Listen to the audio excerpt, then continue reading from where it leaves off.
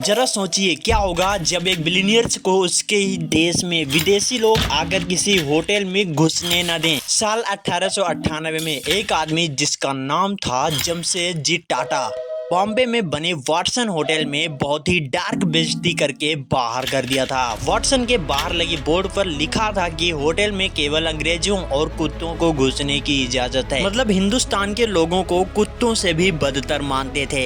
जमशेदजी टाटा ने उसी दिन कुछ बड़ा करना चाहा, इस बेइज्जती को बदले में बदलना चाहा। जमशेदजी टाटा ने इस सपने को पूरा करने के लिए बॉम्बे के कोलाबा इलाके में गेटवे ऑफ इंडिया के पास जमीन चूज की, जो कि अंग्रेजों के लग्जरी वाटसन होटल से मात्र 1.3 किलोमीटर की दूरी पर थी। साल 1898 में ही इसकी नींव पड़ गई। इस प्रोजेक्ट पर तकरीबन 5 करोड़ 21 लाख रुपीस का भारी भरकम खर्च आया था। मुंबई के चमचमाते नक्शे में बनी ये बिल्डिंग और हिंदुस्तान का शान माने जाने वाला ये होटल है द ताज होटल।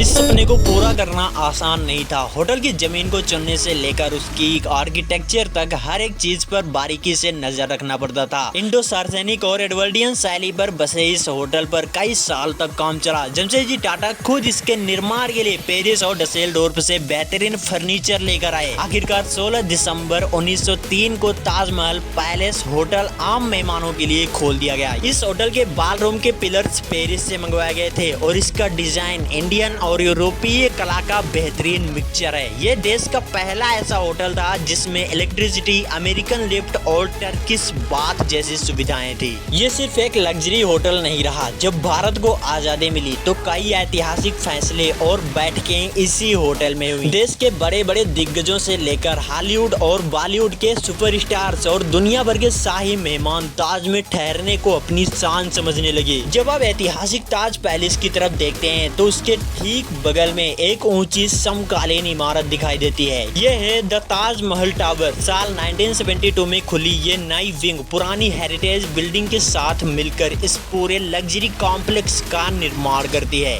इसे फेमस आर्किटेक्ट्स दरियास बाकलीवाला और रुस्तम पटेल के जरिए डिजाइन किया गया था। ये नई टावर विंग्स ताज की पुरानी दुनिया के आकर्षण में एक आधुनिक शानदार अनुभव जोड़ती है। ताज होटल द ताज टावर के ठीक सामने और किनारे पर बसा हुआ मुंबई का मशहूर गेटवे ऑफ इंडिया। ये पूरा क्षेत्र पर्यटकों और इतिहास प्रेमियों के लिए किसी जन्नत से कम नहीं है। यहीं से समंदर की लहरें और ठंडी हवाएं इस लग्जरी अनुभव को और भी खास बना देती हैं। ताज होटल के बारे में एक बहुत ही अमेजिंग फैक्ट, ताज होटल का मुख्य द्वार किस तरफ है। बहुत से लोग सोचते हैं कि समंदर की तरफ वाला हिस्सा इसका फ्रंट है, लेकिन असलियत यह है कि ताज होटल उल्टा यानी बैक टू फ्रंट बना हुआ है। कहा जाता है कि इसके फ्रेंच या इटालियन आर्किटेक्ट्स ने नक्शा बनाया तो कम्युनिकेशन गैप की वजह से इमारत उल्टी बन गई। समंदर की तरफ वाला होटल का पिछला हिस्सा है जो ज्यादा सजावटी और शानदार है, जबकि असली फ्रंट शहर की तरफ खुलता है।